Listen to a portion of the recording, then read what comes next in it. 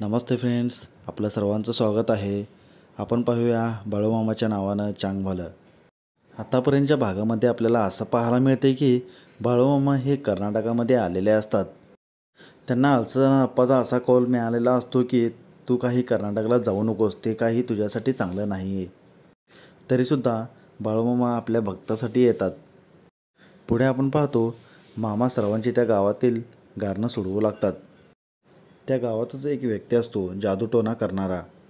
गावची समधी लोक त्याला घाबरत असतात. गावची सगळी लोक बाळूमामाकडे जात्याला त्याला हे काही बघवत नाही. त्यामुळे त्याला बाळूमामावरती खूप राग येतं. त्याचं नाव आहे चंडाप्पा. तो चंडाप्पा गावाच्या लोकांना खूप त्रास देत असतो. हा जादूटोणा करत असल्यामुळे गावची लोक त्याला घाबरत असतात. आणि पुढे आपण पाहतो तो मामांच्या मेंढरांची तोंड बांधतो व त्या मेंढरांना ना चारा खाता येतं, ना पाणी पिता येतं, काहीही करता येत नाही त्यांना.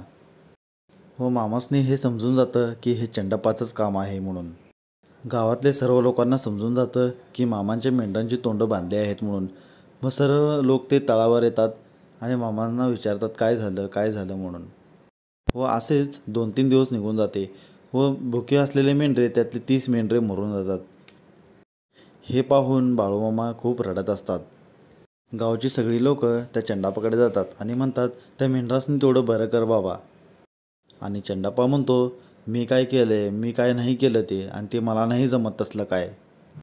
पुढे आपण पाहतो बापू जाऊन एक मांत्रिकला घेऊन येतो व तो मांत्रिक त्या मेंढरांनी पाहतो व त्यांच्यावरून उतारा वगैरे काढतो.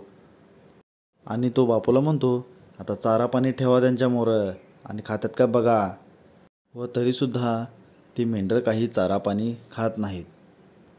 त्या तळावरील लोकांना सर्वांना टेन्शन येतं की आता हे बरं होणार कसं आणि मेंढरं चारा पाणी खाणार कसं, पिणार कसं.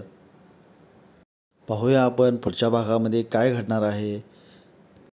पुढचा भाग पाहण्यासाठी लाईक करा, सबस्क्राईब करा, कमेंट्स करा. Thank you friends.